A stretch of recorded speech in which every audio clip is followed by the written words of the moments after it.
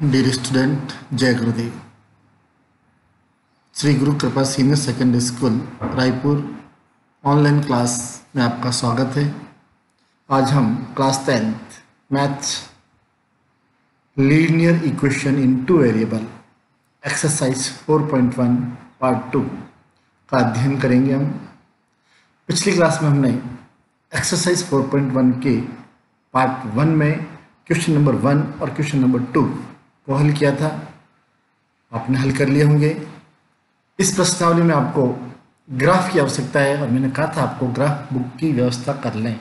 आप लोगों ने सबने ग्राफ कॉपी की व्यवस्था कर ली होगी।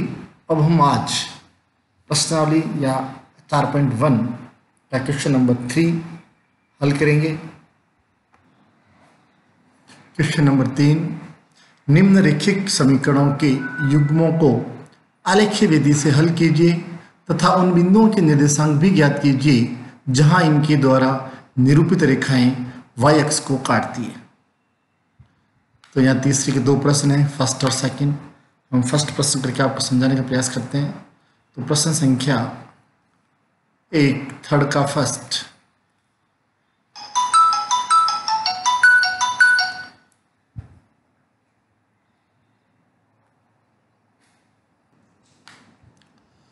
थर्ड का फर्स्ट है 2x - 5y + 4 = 0 और दूसरा समीकरण है 2x + y - 8 = 0। अब इन दोनों समीकरणों को हल करके हमें आलेख बनाना है, ग्राफ बनाना है। आलेख विधि से हल करना है, इसलिए इसका ग्राफ बनाना है। ग्राफ बनाने के लिए हम सबसे पहले समीकरण 1 से हल करेंगे। तो समीकरण 1 से क्या है, वापस लिखता हूँ समीकरण 1 को मैं इधर। 2x - 5y + 4 = 0। अब जैसा कि हमने पहले भी सवाल किया उसी प्रकार करें हम। यदि x बराबर 0, x का मान 0 रखें तो 2 × 0 - 5y + 4 को उधर ले जाए -4। ये पद 0 हो गया तो ये -5y = -4, y = -4/-5, माइनस से माइनस कैंसिल, y = 4/5। हमें 4 में 5 का भाग देना है। पूरा भाग नहीं जा रहा है तो यहाँ क्या आ जाएगा, दशमलव आएगा, 0 दशमलव, यहाँ हो जाएगा 0। तो ये हो गया 40, 5 × 8 = 40, तो भाग जाएगा इसका 0.8 बार। तो बिंदु हो गया यहाँ पर, यहाँ से x = 0 रखने बिंदु बन गया। बिंदु हुआ x का मान 0 और y का मान आया 0.8। अब लेंगे हम दूसरा बिंदु ज्ञात करने के लिए। पहले हमने x = 0 किया तो y = 0 करेंगे। y = 0 रखने पर तो यहाँ y का मान 0 रखेंगे हम तो क्या आएगा, देखो 2x - 5 y का मान 0 = -4। 4 का कर दिया हमने पक्षांतरण, ये पद 0 तो 2x = -4, x = -4/2, x = -2। तो बिंदु बन गया -2 और 0.8। ये तो हो गए आपके दो बिंदु हो गए। तो इसकी हम यहाँ सारणी बना सकते हैं। समीकरण 1 के लिए जो सारणी बनी हमारे पास, 2 मान आ गए आपके। दोनों बिंदुओं को हम साथ लिख सकते हैं, x और y। क्या बिंदु बना पहला, x का मान 0, y का मान 0.8। दूसरा बिंदु हुआ -2 और 0। x का मान यहाँ क्या है, x का मान यहाँ 0 है, y का मान 0 है, यहाँ y का मान 0।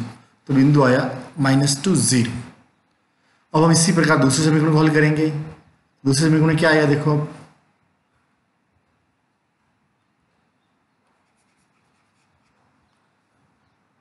समीकरण 2 से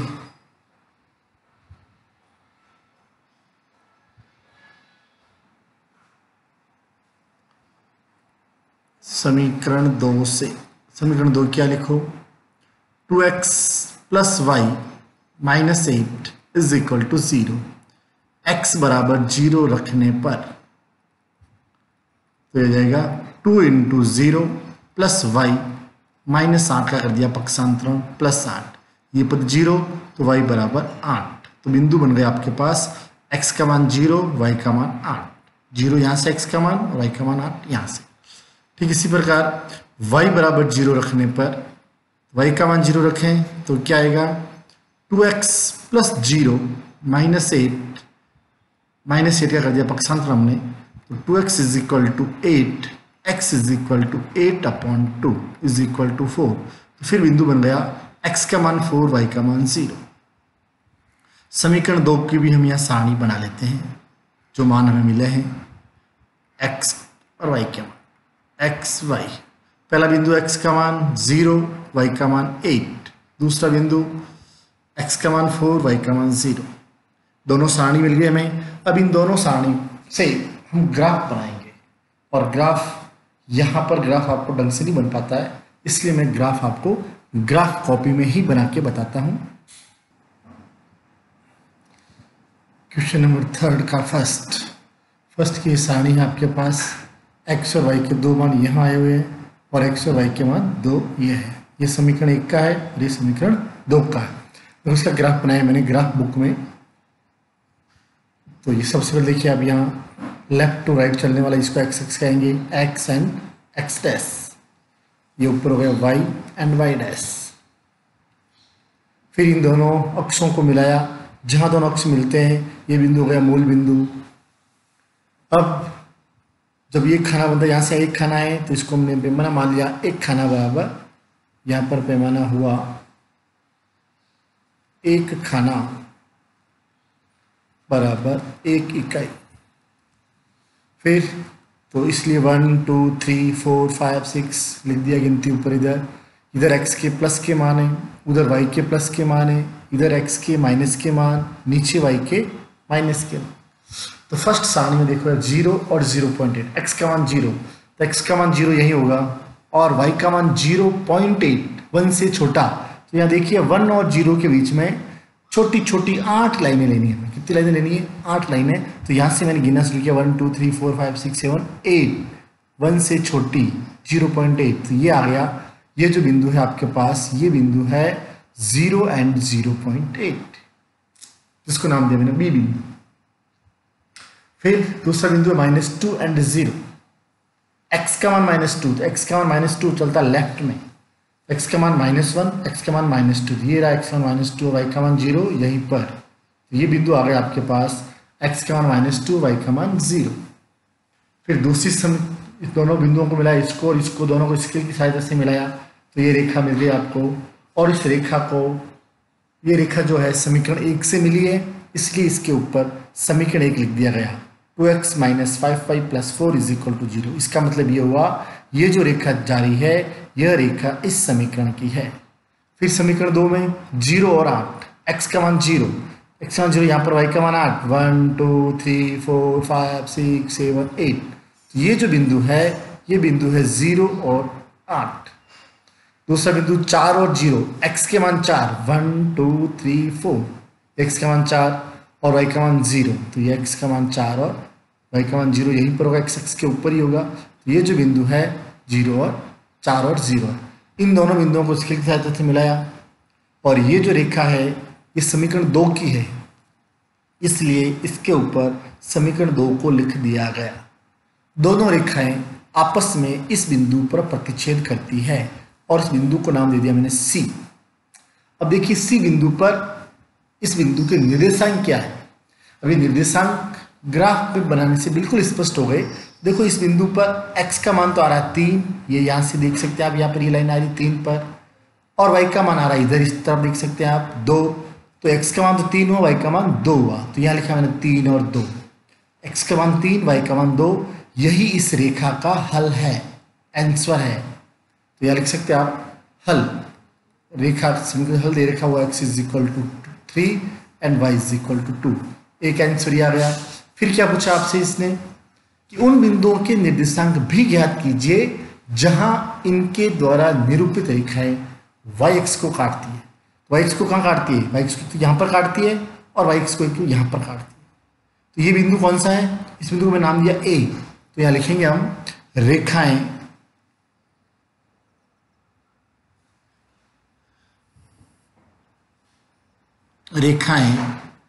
y-x को रेखाएं वाई एक्स को बिंदु ए, जो बिंदु क्या ए यह रहा और इसके निर्देशांक है 0 और 8, और दूसरा है बिंदु बी और जिसकी निर्देशांक क्या है यहाँ पर 0 एंड 0.8 पर प्रतिच्छेद करती है। ये होगा इसका दूसरा आंसर। आपको ये समझ में आ गया होगा। इसी प्रकार आपको इस तीसरे का दूसरा प्रश्न भी करने का प्रयास करना है। क्वेश्चन नंबर 4, निम्नलिखित समीकरण युग्म को आलेखीय विधि द्वारा हल कीजिए तथा वाई अक्ष तथा युग्म द्वारा निरूपित रेखाओं से निर्मित त्रिभुज के शीर्षों के निर्देशांक ज्ञात कीजिए। तो आपको समीकरण दे रखा है यहाँ पर, इसको हमें हल करना, आलेखीय विधि से हल करना है, इसलिए हमें ग्राफ बनाना है। इसलिए हम क्या करते हैं, वही तरीका है, समीकरण 1 से लेंगे, हम यहाँ पर सॉल्व करेंगे समीकरण 1 से। क्या है समीकरण 1 से, 4x minus 5y is equal to 20। वही हल करने के लिए x बराबर 0 रखने पर करो 0, तो 4 into 0 minus 5y is equal to 20। ये पद 0 गया तो minus 5y is equal to 20, y is equal to 20 upon minus 5 is equal to minus 4। तो बिंदु बन गया 0 और माइनस 4। दूसरा बिंदु y बराबर 0 रखने पर, y बराबर 0 रखेंगे तो क्या आएगा, देखो 4x माइनस 5 इंटू 0 बराबर 20। ये पद 0 हो जाएगा, 4x is equal to 20, then x is equal to 20 upon 4 is equal to 5। तो बिंदु बन गया 5 एंड 0। तो प्रथम समीकरण का टेबल बन जाएगी, बिंदु बन जाएंगे x एंड y। पहला बिंदु बना है 0 एंड माइनस 4 और दूसरा बिंदु बना है 5 एंड 0। फिर नेक्स्ट समीकरण 2 से, बहुत आसान है, 6 नंबर का प्रश्न आता है। समीकरण 2 से 3x plus 5y is equal to 15। x बराबर 0 रखने पर रखो 3 into 0 plus 5y is equal to 15। ये पर 0 हो गया, 5y is equal to 15, y is equal to 15 upon 5 is equal to 3। तो बिंदु बन गया x का मान 0, y का मान 3। नेक्स्ट y बराबर 0 रखने पर, y 0 रखने क्या आएगा, 3x plus 5 into 0 is equal to 15। 3x is equal to 15, x is equal to 15 upon 3 is equal to 5। तो ये बिंदु हो गया 5 एंड 0। तो समीकरण 2 से भी टेबल बन जाएगी x एंड y। पहला बिंदु 0 और 3, दूसरा बिंदु 5 और 0। तो इन दोनों सारणियों को हम ग्राफ में बनाएंगे।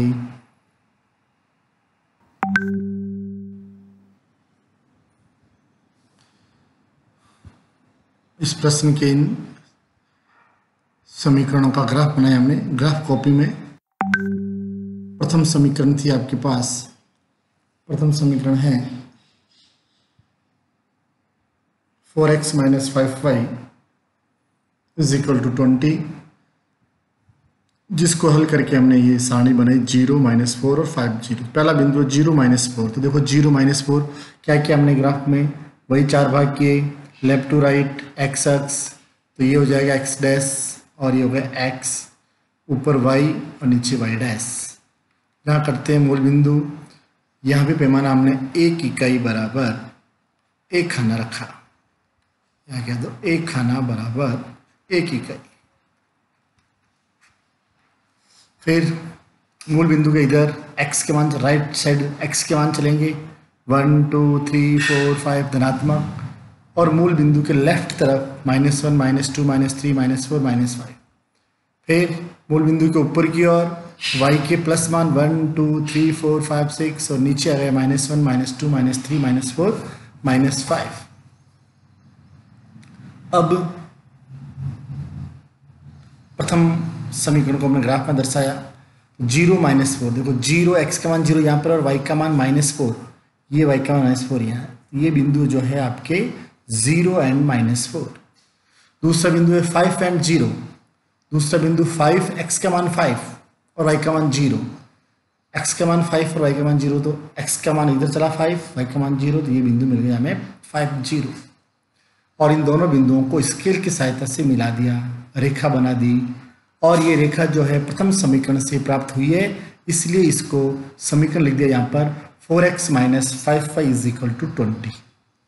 फिर दूसरी समीकरण से जो प्राप्त जो हमें हुई है, ये सारणी बनी है, इन बिंदुओं को भी हम यहाँ दर्शाएंगे। तो पहला बिंदु है 0 और 3, x का मान 0 यहीं पर, y का मान 3 यहाँ ऊपर, तो ये बिंदु हो गया 0 और 3।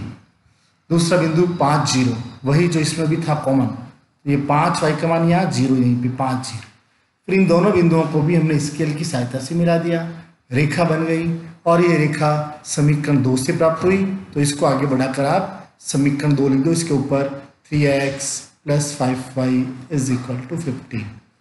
अब प्रश्न में क्या कहा है, हल कीजिए। तो हल कौन सा होता है, जहां दोनों रेखाएं कटती है, प्रतिच्छेद करती है, इस वो हल होता है। तो हल तो हो गया यहाँ पर बिंदु C हो जाएगा, और बिंदु हल है यहाँ पर x = 5 और y = 0। कहाँ से आया, इस बिंदु से।